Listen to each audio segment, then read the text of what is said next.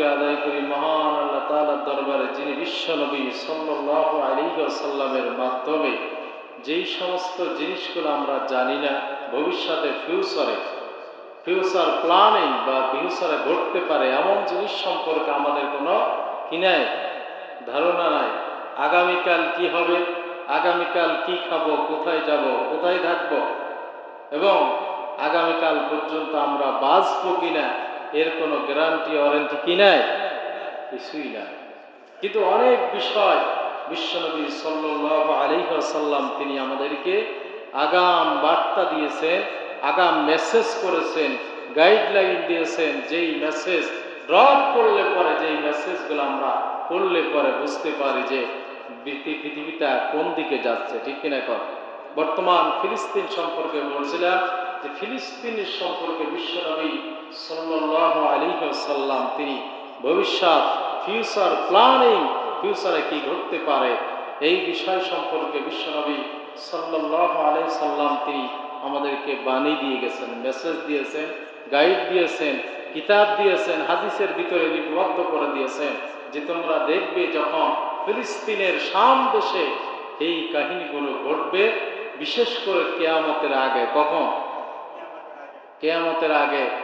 বিশেষ করে বিশ্বনবী সাল্লাল্লাহু আলাইহি ওয়াসাল্লাম তিনি বললেন যে কিয়ামতের মাঠ, কিয়ামতের ময়দান, পৃথিবীর অল বিশ্বের যত মানুষ আছে, যত নবী আছে, যত রাসূল আছে, যত পয়গম্বর এসেছে, সব মানুষগুলা একদিন এক জায়গায় একাত্মবদ্ধ হয়ে আল্লাহর সামনে জবাবদিহিতার আসনে দাঁড়াতে হবে, ঠিক কিনা কর।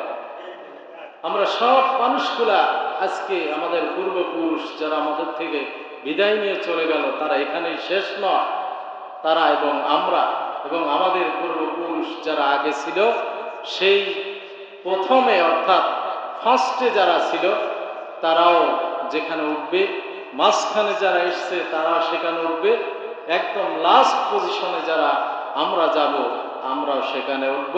এই সব মানুষগুলাকে যেখানে আল্লাহ তাআলা বিশেষ করে উঠাবেন, পুনরুদ্ধার হবে, এই জায়গাটার নাম হলো শাম দেশ। নাম কি? শাম দেশ। এই শামের কথা বলা হয়েছে যে শাম দেশে এই কিয়ামত হবে এবং শাম দেশের বিশেষ করে কিয়ামতের ময়দান হবে। কি হবে? আমরা অনেক সময় বলি, প্রশ্ন করি যে আসলে কিয়ামত হবে আমরা শুনেছি, কিন্তু কিয়ামত কি আসমানে হবে নাকি জমিনে হবে? চতুর্থ আসমানে, পঞ্চম আসমানে, কোথায় হবে?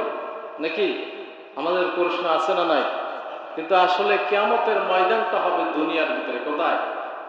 দুনিয়ার ভিতরে। সবাই বলেন কোথায়? দুনিয়ার ভিতরে। এটা হবে কোন জায়গায়?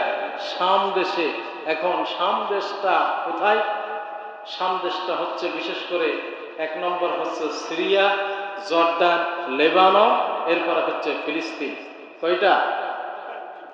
এই যে সিরিয়া, জর্দান, লেবানন, ফিলিস্তিন, এই ভূখণ্ড মিলে এই জায়গাকে পূর্বের জামানায় শাম দেশ বলা হতো। কি বলা হতো? শাম দেশ বলা হতো। আসলে ডিভাইডেড হয়ে সব খণ্ড বিখণ্ড হয়ে গেছে, তাই না? এক সময় পূর্ব পাকিস্তান, আর এটা ছিল কি পাকিস্তান? পশ্চিম পাকিস্তান এক ছিল না? এখন এটাকে ডিভাইডেড করে দিয়েছে, বিশেষ করে ভারতরা প্যাঁচ লাগিয়ে, ঠিক কিনা কর। মুসলমানদের ভিতরে তারা প্যাঁচ লাগিয়ে মুসলমানদের ভিতরে ফারাক্কা ভাব তৈরি করে এই ইন্ডিয়ার দালালেরা তারা কিন্তু বিশেষ করে সুযোগ লুটেছে, যে তারা এমনভাবে সুযোগ লুটেছে বাংলাদেশটা তারা নিয়ে নেওয়ার পরিকল্পনা করেছিল, ঠিক কিনা কর। এই বাংলাদেশকে তাদের কলম থেকে বিশেষ করে আল্লাহর অশেষ রহমতে 5 আগস্ট আবার সুন্দরভাবে স্বাধীন হয়েছে, ঠিক কিনা কর। এতে আপনারা খুশি না বেজার? খুশি। তো যে কথা বলতেছিলাম যে শাম দেশ, এই শাম দেশে বিশেষ করে কিয়ামতের ময়দান হবে। কি হবে? ফিলিস্তিন সম্পর্কে কোরআন কারিমে আয়াত আছে। কি আছে? কোরআন কারিমে আয়াত আছে শাম দেশ সম্পর্কে আল্লাহ তাআলা জানিয়ে দিয়েছেন। বিশেষ করে আল্লাহ রাব্বুল আলামিন 17 নম্বর সূরা সূরাতুল বনী ইসরাঈলের 1 নম্বর আয়াত নাযিল করে রব্বুল আলামিন আমাদেরকে মেসেজ করেছেন কত আগে, প্রায় 1450 বছর আগে তিনি মেসেজ করলেন। শাম দেশ সম্পর্কে তিনি আমাদেরকে জানিয়ে দিলেন, ফিলিস্তিন সম্পর্কে তিনি আমাদেরকে জানিয়ে দিলেন, রব্বুল আলামিন কোরআন কারিমে সুন্দরভাবে বললেন, পড়েন সুবহানাল্লাযী আসরা বিআবদিহি লাইলান মিনাল মাসজিদিল হারামি ইলাল মাসজিদিল আকসাল্লাযী বারাকনা হাওলাহু লিনুরিয়াহু মিন আয়াতিনা ইন্নাহু হুয়াস সামিউল বাসীর। জোরে আল্লাহু আকবার। আল্লাহ রাব্বুল আলামিন বললেন সুবহানাল্লাযী মানে বরকতময়, আসরা মানে যিনি ঘুরিয়েছেন ফিরিয়েছেন, যিনি ঘুরানকে জোরে বলেন। আসরা মানে ঘুরানো, কাকে ঘুরালেন? বিশ্বনবী সাল্লাল্লাহু আলাইহি সাল্লামকে আল্লাহ পাক রব্বুল আলামিন ঘুরালেন। আসরা বিআবদিহি লাইলান মিনাল মাসজিদিল হারাম। মসজিদুল হারাম কোথায়? মসজিদুল হারাম হলো সৌদি আরবে। কোথায় জোরে বলেন? মসজিদুল হারাম ইলাল মসজিদিল আকসা। আকসা হলো কোথায়? ফিলিস্তিনে। কোন জায়গায়? সবাই বলেন। ফিলিস্তিন। আর মসজিদুল হারাম হলো সৌদি আরবের মক্কা নগরীতে। বিশ্বনবী সাল্লাল্লাহু আলাইহি সাল্লামকে আল্লাহ পাক রব্বুল আলামিন সেই সৌদি মক্কা নগরী থেকে আল্লাহ পাক রব্বুল আলামিন মসজিদুল হারাম থেকে শুরু করে মসজিদুল আকসা অর্থাৎ সৌদি থেকে ফিলিস্তিন পর্যন্ত তিনি ঘোরালেন। জোরে বলেন সুবহানাল্লাহ। আসরা মানে ঘুরানো। আসরা বিআবদিহি লাইলান মিনাল মাসজিদিল হারাম ইলাল মাসজিদিল আকসাল্লাযী বারাকনা হাওলাহু। কেন ঘুরালেন? প্রশ্ন আছে না নাই? জোরে বলেন। প্রশ্ন আছে। আল্লাহ কেন ঘুরালেন? রব্বুল আলামিন আয়াতের সুন্দরভাবে এক এক শব্দ দ্বারা তিনি উত্তর দিয়া দিলেন। আসরা বিআবদিহি লাইলান মিনাল মাসজিদিল হারাম ইলাল মাসজিদিল আকসাল্লাযী বারাকনা হাওলাহু লিনুরিয়াহু মিন আয়াতিনা।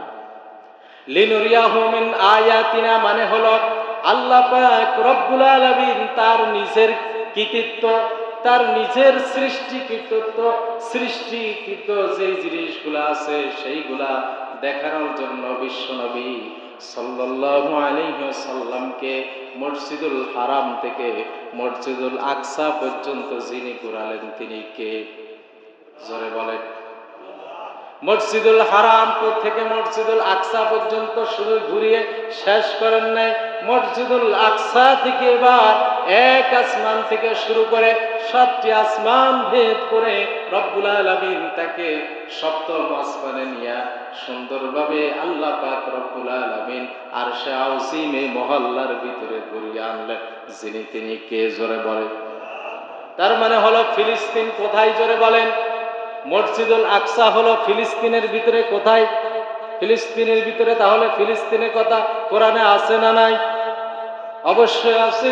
কোরআন কারীমের ভিতরে আল্লাহ পাক রব্বুল আলামিন এজন্য ফিলিস্তিনের কথা বললেন। এই ফিলিস্তিনের মসজিদুল আকসার ভিতরে বিশ্ব নবীকে যিনি ঘোরালেন তিনি কে? আইসা ফিলিস্তিনের মসজিদুল আকসার অবস্থা খারাপ না ভালো?